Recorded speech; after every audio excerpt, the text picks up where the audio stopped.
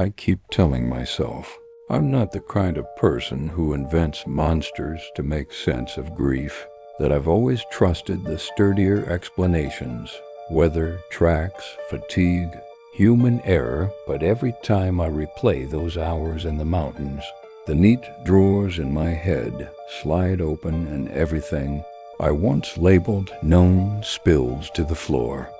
Even the way the ridgeline met the sky seems to tilt as if the map I carried was written for a different world, and I was trespassing in the margin notes. My name is Kelly, and before that weekend I hiked every spare Friday like a ritual, measuring stress by the mile and sleeping better when spruce pitch clung to my sleeves. I had logged hundreds of miles along the Blue Ridge in all kinds of seasons, and I could read a sky like a nurse reads a chart pressure dropping, clouds banding the subtle turn that says be home before dark. I had asked Sarah to come because she always laughed too loudly at my trail jokes and because the year had been heavy on both of us, and it felt right to spend 2 nights listening to water rather than emails. The trailhead lot was mostly empty, one dusty pickup with Virginia plates, our Subaru, and the kind of silence you only get when school is in and the leaf peepers are gone. Not the dramatic hush of a movie, just the real quiet of mid-morning in autumn where every sound is deliberate. A nuthatch tapping, a single leaf walking itself down the air. I left our route plan under the windshield wiper as a courtesy to myself, proof we had been flesh and plan and not just rumor, and we stepped into the first switchbacks with that ridiculous optimism that puts sugar in your legs. It was the kind of day that makes a person forgive other days. Sunlight sifted through yellowing beech leaves like torn paper over a lamp, and the earth had that cold coffee smell of damp bark and tired mushrooms.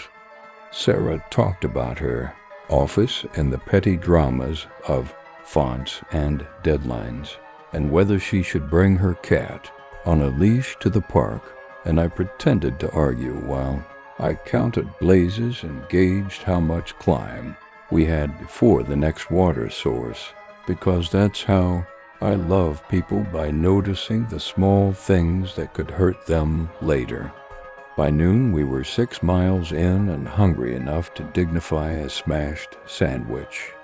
We ate on a flat rock where the valley flared open, and for a moment the wind went from cool to not there, and the birds chose to say nothing, and I remember thinking it was the kind of pause a choir takes just before the hard note, a breath gathered but not given.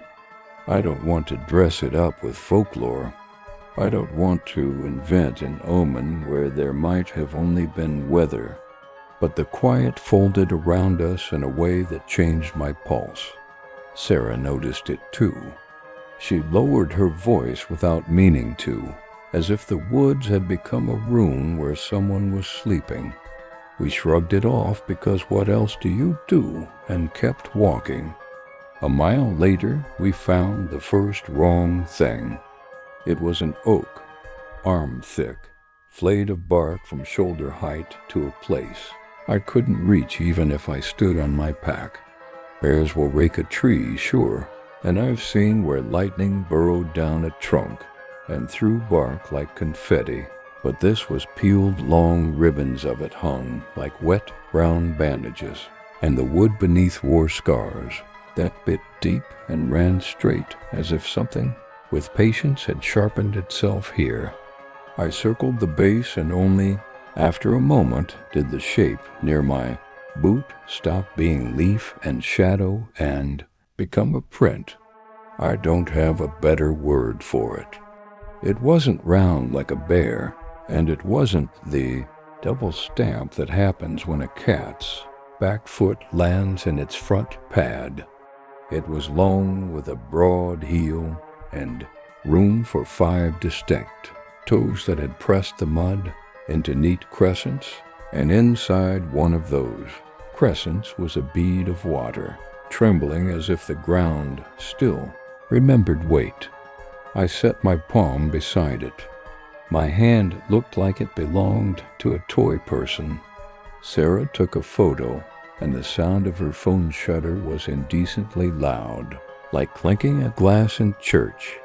I told her tracks distort, that mud lies, that someone could have carved a prank with a wooden cutout, but the words felt thin even before they left my mouth, like handing someone a paper blanket in a blizzard. We kept moving. The blazes led us along a shoulder of mountain that sloped down into rhododendron thickets, those glossy green galleries where sound goes to sulk. The day started to cool early, a kind of gray leaking into the corners of the forest where sunlight had been bright an hour ago, and I had that field medic sense that says make camp now or make mistakes later. We chose a site by a narrow stream, the kind of place that any other weekend would have been beautiful enough to make you whisper for good reasons. Cobbles polished like old bones, water talking to itself, a pocket of level ground tucked between two hemlocks that lifted like cathedral ribs. We pitched tents with the speed you get after 100 tries fly tight, guy lines angled, vestibules zipped, and I cooked dinner with the mindless peace of measuring water and waiting for the hiss to become a boil. The first call came as steam curled from the pot. It was low and layered, a sound that seemed to carry a shape, as if you could draw its outline in the air if only your hand knew the alphabet. It didn't ask anything, and it didn't warn. It simply stated itself, a voice from farther back in the trees than felt possible given how near it sounded. We froze. The water rolled over into a boil and snapped the moment in two, and something about the normalcy of a dinner continuing to be dinner kept me from coming apart. We ate quickly. We doused the stove. We let the fire we'd considered remain a thought and not a flame. When I stepped away to hang our bear bag, the forest made a decision. I moved the rope over a branch with a practiced toss, the sack swinging up like a lazy pendulum, and beyond it, halfway up the slope, a darkness rearranged itself where there had been nothing.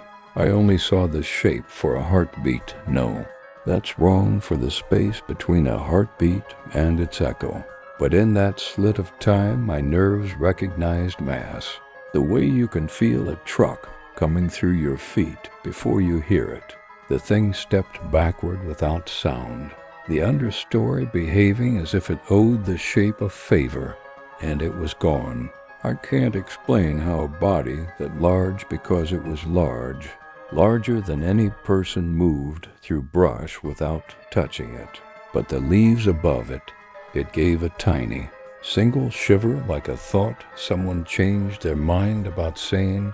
Back at the tent, Sarah's face had the slightly varnished look you get when fear is fresh, and you don't know yet how much of you it will take.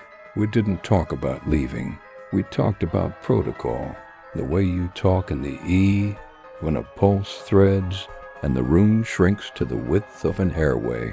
We set a perimeter of small alarms using what we had, a coil of spare cord strung knee-high between saplings, a few forks of fallen branches rigged to clink a carabiner if brushed.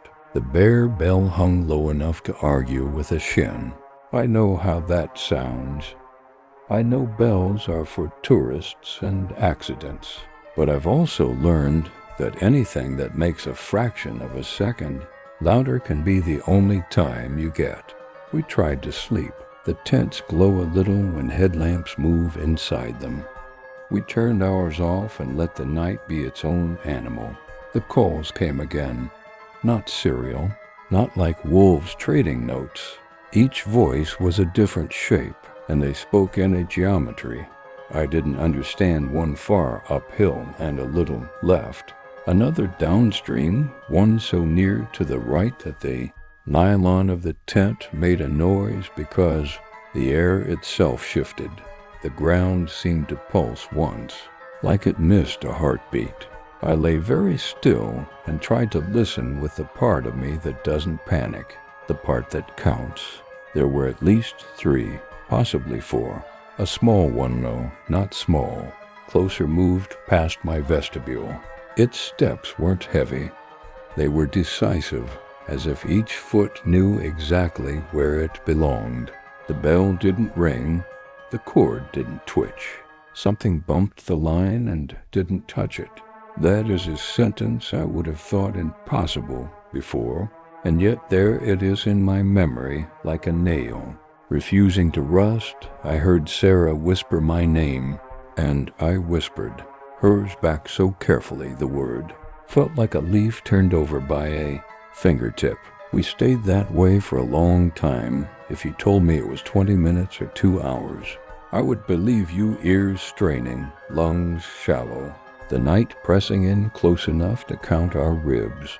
Once a stone struck the stream with a sound too heavy for a hand and too chosen for a slide. Water splashed, then arranged itself again as if embarrassed. Somewhere upslope a trunk groaned and then snapped with a white, clean crack that made the valley answer. The smell changed, too. People forget that fear has a scent you didn't invent. Not musk, not skunk, not the sour wild tang you get from a rutting buck. This was mineral and old, like river clay lifted from where it slept and spread thin on sun-warmed rock, and beneath it a metallic thread like cold pennies under the tongue.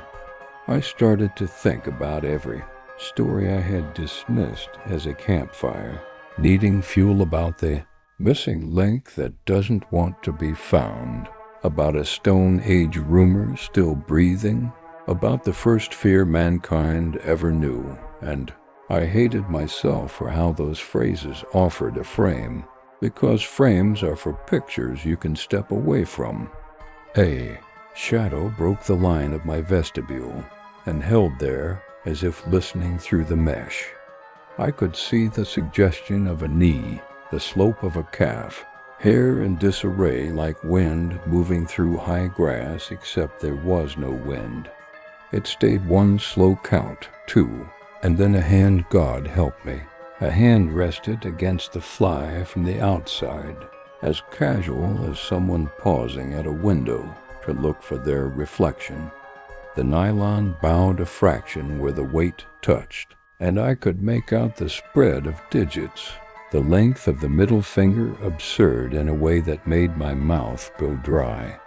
There was no claw, only bluntness and mass, and the unkind intimacy of being measured by something that didn't need to hurry. My body did the oldest math it knows, the kind that divides light by distance and adds intent, and a single drop of condensation slid down the inside of the tent wall to the very point where that finger pressed, and for a moment, absurdly, the water dimpled as if both sides of the world agreed to the same small truth. Then the pressure lifted, the shape unstitched itself from the night, and a long exhale moved the hemlock boughs above us. Not a breeze, but a decision. Sarah's whisper found me again, Kelly, and before I could answer, somewhere in the trees to our left something spoke in a cadence that had grammar without words, and on the ridge a light winked, twice as if a star had fallen to eye level and remembered an old language. I don't know what they were telling each other. I only know what my blood heard. Not now. Not yet. And when the second stone struck the stream, closer this time, its splash sounded like a coin thrown into a well that never stops falling. Dawn didn't arrive so much as seep through the seams, a diluted gray that made the world look like it had been rinsed and left to drip. I unzipped my vestibule an inch and tasted the air the way a medic cracks a door before entering a room with a hostile patient. The stream kept doing its patient arithmetic over the stones, and in that ordinary sound I recognized a trick the forest was playing. It was giving back the small noises to sell me the idea that the night had been a misunderstanding. Nothing in the clearing had been touched, which felt like a worse kind of intrusion, as if something had tidied around us, careful not to leave fingerprints. Our cord was still strung. The bare bell had gathered a little patch of dew beneath it like a spill that never reached the ground. My breath made white flowers that withered as soon as I saw them. Sarah unzipped her tent and slid out on her elbows, as if trying not to wake the dirt. Her eyes were over-sharp, the way you get after a shift where alarms taught your body to flinch at vowels. We didn't say anything for a full minute. Language felt loud. I handed her water, and she drank like it hurt to remember how. When she finally spoke, the word was practical. Move. There's discipline in leaving a sight fast without turning chaos into a second threat. We took the tents down in the order that keeps your hands busy and your mind inside the boundaries of the task, stakes, corners, fly, poles, and all the while the woods pretended to browse a magazine it didn't care about. I double-checked our food bag and nearly laughed at what passed for normal. Oatmeal, a heel of cheddar, apples freckled with bruises. I shouldered my pack and the webbing bit into familiar places. A body loves routine, even when routine is a leash. We chose a route that shortened the distance to the trailhead by cutting a contour, line we hadn't walked in, a compromise between the map's promise and the topography's habits. I led because that's how I love people, by stepping first where it looks like ground. The blazes were honest for a mile, white rectangles behaving like bread crumbs, and then they thinned until we were measuring our trust against paint that looked older than either of us. Somewhere behind my teeth, I started to count steps to the last definite blaze. Seconds since the last bird call, minutes since I'd heard the stream, not because numbers help, but because numbers are a railing when the floor wants to tilt. 2 miles in, fresh wrongness. Across the trail lay a lattice of deadfall that did not belong to wind. Limbs had been interlocked like a child's fort built by an engineer. Bark scraped shiny where pieces had been levered into place. The whole structure sat knee-high, not high enough to be a wall, just high enough to break a runner's rhythm and make a person look down when they should be looking up. I stood there with my poles planted, staring at it the way you stare at handwriting you recognize from someone you never wanted mail from again. We stepped over and didn't talk about how the underside of one branch bore a print of mud and a shape my mind had already learned to avoid naming. I caught Sarah's sleeve and squeezed twice the quiet signal we'd used in crowded festivals as a joke, and she squeezed back as if returning a borrowed thing. Beyond the deadfall, the forest tightened. Rhododendron pressed in until the trail became a hallway with dark green walls, the kind of place echoes don't like to be seen. We moved single file, poles tucked, packs brushing glossy leaves that left damp ellipses on the fabric. Somewhere high and left, a woodpecker tried out a pulse and then thought better of it.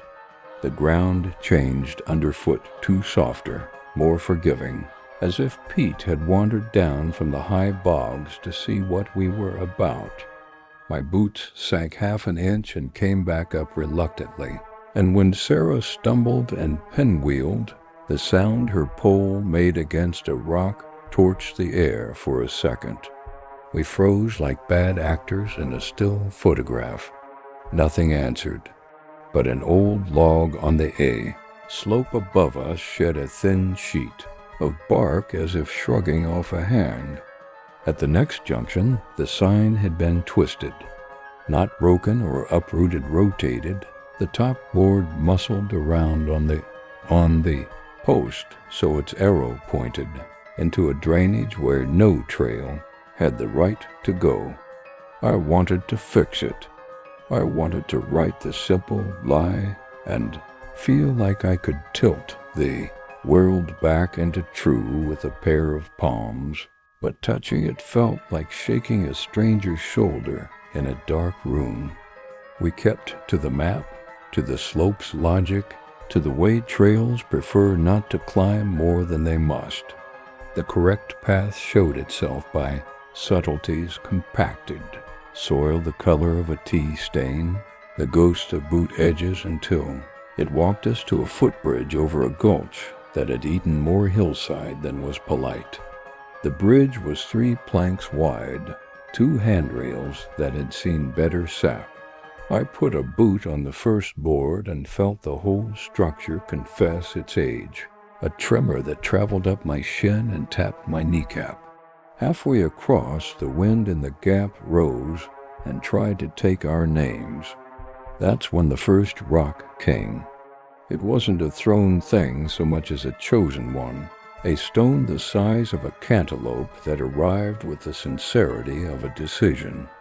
It struck the far handrail, just left of Sarah's hip, and blew a notch out of it, the way a bad diagnosis blows out a future. We both went still, and there was an instant where nothing existed but the splintered edge and the rock sitting stupidly on the far bank like a dog that doesn't know its jaws are too strong. We broke out onto a bawl by surprise, a domed clearing of rock and low grass where the sky finally remembered to be a sky. Wind wrote its long sentences and erased them across the coarse tufts. From here you should be able to see the road, or at least the scar where a road had been, but the ridges folded into each other like stacked blankets in a dark closet. For the first time since the bridge, I let my shoulders drop half an inch. I didn't know yet that relief would be the bait. On the far edge of the bald, standing where the trees began again, was a figure that turned every diagram of a human I'd ever relied on into a draft. It didn't lunge.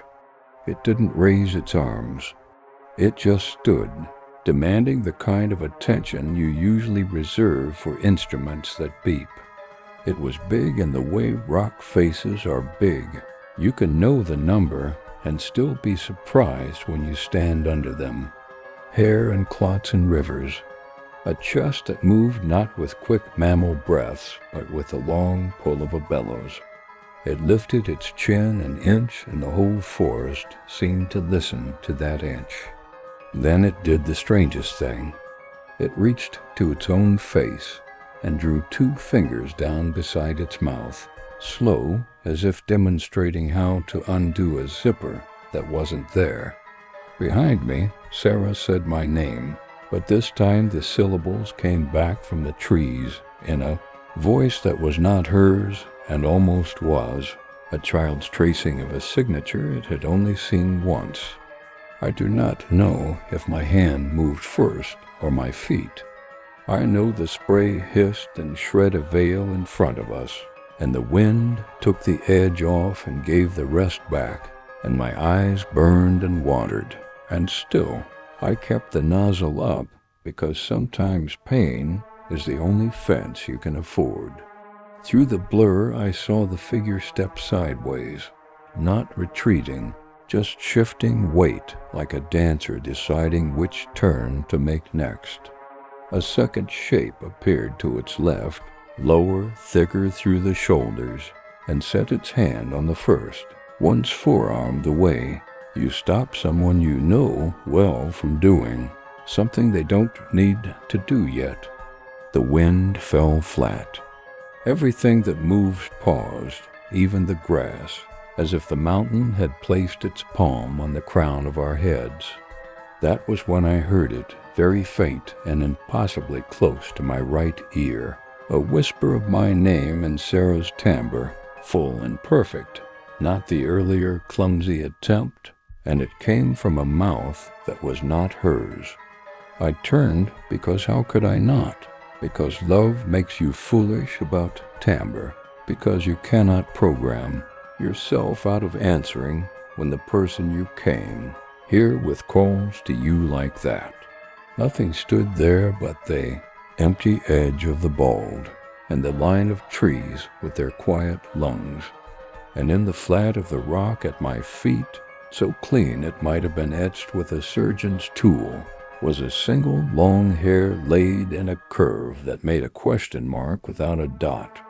The bald felt like an island of thin light when we finally left it behind, the grass brushing our calves with cold whispers that lingered on the skin like static. The forest closed in again. Without warning one step you could see the sky. The next you were swallowed by green walls so dense they turned the morning to late dusk. The air smelled of ironwood and wet stone. Sarah limped beside me, her breath sharp, every exhale a quiet plea she didn't voice. We didn't talk. Talking would have meant hearing how small our words were. I watched the slope, counting roots, measuring each turn for the kind of silence that pretends to be safety. A ridge of granite rose ahead, slick with moss. Halfway up, a small shelf formed a shallow cave, just tall enough to crouch inside. We climbed toward it because our choices had narrowed to up or nowhere. Inside, the air carried the damp cool of an unlit cellar. The stone ceiling was etched with deep grooves, as though claws or tools had once scraped in deliberate arcs. I brushed a fingertip over one of the marks. The groove was wider than my thumb and unervingly smooth, like a spoon pressed into wet clay and left to set. We stayed there long enough for the mountain to notice us. A branch cracked on the slope below, then another, a staggered pattern, like someone pacing out a thought. I flicked the safety off the bear spray and motioned Sarah to the back wall. From the cave mouth, the trees looked painted on, flat and calm until a shadow peeled free and began to climb. It came in pieces. First the suggestion of shoulders, then the slow reveal of a torso too broad for the trunks around it. No crash of footsteps, no panting breath. Just a measured descent, as if the earth tilted to bring it closer. I couldn't see a face, only the sheen of damp hair where light pooled. It stopped a dozen yards below and tilted its head. The motion was almost curious. Then another shape joined it, smaller, but built from the same impossible geometry. My pulse kicked so hard it felt like the mountain had stolen my heartbeat to use as its own. I aimed the spray, but the figures held still, watching. Their silence pressed against U.S. until it became a sound of its own, a low vibration that thrummed in the cave, floor and the bones of my knees. Sarah clutched my arm, nails biting through fabric. Then, as suddenly as they'd appeared, they turned and melted back into the trees. No retreating rustle, just absence. We waited minutes or an hour. I couldn't tell before stepping back onto the trail. The forest had rearranged itself while we hid. The cairns we'd passed earlier were gone. The ground where they'd stood wiped clean as if the stones had walked away. I kept my eyes on the faint path ahead, But every few yards, something small reminded me we were not moving alone. A pinnacone split neatly in half, a scrape of fresh bark high above arm's reach, a smell like copper after rain. By late afternoon, the terrain softened. The trail widened into a damp corridor where light dripped through birch leaves and liquid coins. My legs ached from hours of alertness. Then salvation's whisper, the faint rumble of a road, the unmistakable growl of an engine climbing a distant grade. Civilization. We pushed toward it, half running despite Sarah's ankle. The trees thinned and the bright stripe of a gravel logging road broke through. I have never loved the sight of tire ruts so fiercely. A pickup appeared around a bend, its headlights dull in the gray light. The driver, a man in his 60s with a blaze orange vest, braked hard when he saw us. We must have looked feral, clothes torn, faces streaked with mud and fear. He didn't ask many questions. He simply opened the passenger door and said, "Get in." Only once we were moving did I glance back. In the tree line far behind, a dark figure stood against the last wash of daylight, motionless, almost thoughtful. I blinked and it was gone. The sheriff's office took our statements that evening. They listened politely, wrote notes, and gently suggested we'd encountered a bear, or perhaps a pair of them. They didn't have an answer for the handprint on the rock or the missing cairns. When I mentioned the voice that said my name, the deputy's pen paused but didn't stop. They organized a search for Sarah's pack and for any trace of what we described. No tracks, no hair, nothing but the memory that lives under my skin like a second pulse. Weeks later, when sleep finally began to visit me again, I dreamed of the hand on my tent, the quiet, deliberate press of fingers through thin fabric, and woke with the smell of wet stone in my lungs.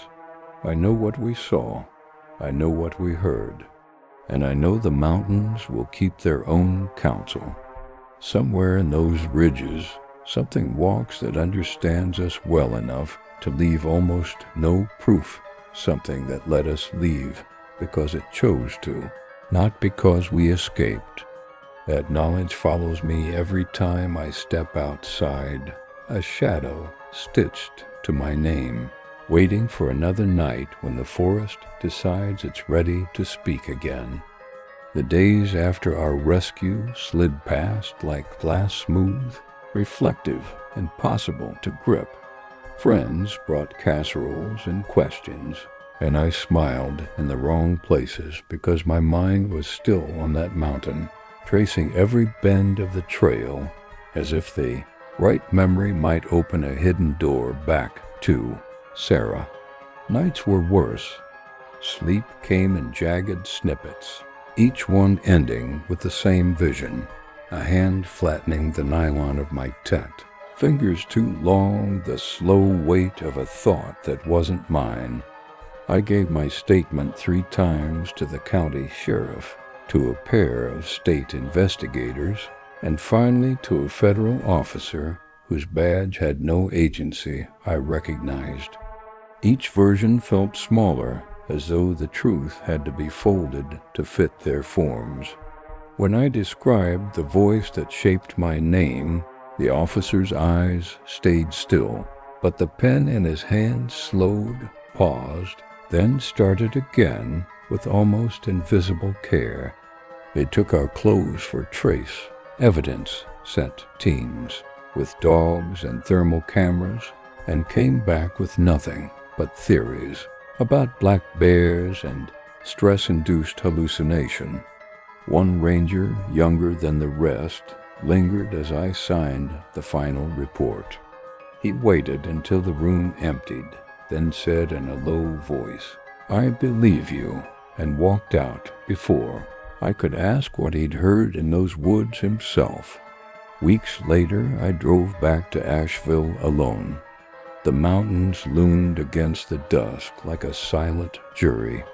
I parked near a trail overlook and let the cold seep in through the cracked window. The forest smelled the same as that morning, before everything changed wet moss, iron in the soil, a sweetness of decaying leaves, and yet it felt inhabited, as if the trees leaned in closer than they used to, as if the dark between trunks had learned my name. I've tried to resume my life. I work my nursing shifts, smile at patients, restock gauze, but the hum of hospital lights now carries an undertone that makes me glance over my shoulder. Grocery aisles feel too narrow. Even in crowds, I sometimes sense a rhythm of footfalls that matches my own until I stop abruptly and hear only silence. One evening, a package arrived with no return address. Inside was a single SD card. No note. I slid it into my laptop with hands that trembled before I admitted they were trembling. The card held a single video file time stamped the night Sarah and I were on the mountain. The footage was shaky, as though taken from a pocket. The first minute showed only trees. Then the camera tilted up, and there was my own tent, pale in the moonlight, and a silhouette beside it, broad-shouldered, still. It raised an arm and pressed its palm flat against the nylon. I heard my own breath from inside the tent, a quick, startled intake I don't remember making. The hand stayed there for a count of 5, then slid away. I checked every frame for signs of editing. None.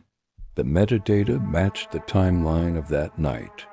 I don't know who sent it or how they got it. Maybe Sarah recorded it. Maybe someone or something wanted me to see what I'd half believed was a nightmare. I drove the card to the sheriff's office. They logged it, promised to follow up, and weeks later returned with the same non-answers. Probably a hiker, they said. Angle distortion, they said, but I saw the spread of those fingers. No hiker carries hands that wide. Now, when I walk the quiet streets after a late shift, I sometimes catch a low echo, a single syllable shaped like my name, but not quite. It rides the air just at the edge of hearing, where memory and present tense blur. Maybe it's the mind replaying trauma. Maybe it's a reminder. I keep the bear spray by my door, though I know it wouldn't matter. I still hike, but only on crowded trails where voices outnumber trees. And every time a breeze sifts through the canopy, I can't help but listen for that careful breathing, that almost human cadence that once circled our camp like a thought becoming flesh. I tell this because silence serves the thing that waits. Somewhere in those Appalachian folds, something walks that remembers the taste of our fear and the shape of our names. I escaped because it allowed it, and because Sarah bought me those seconds. The forest knows, and it is still watching.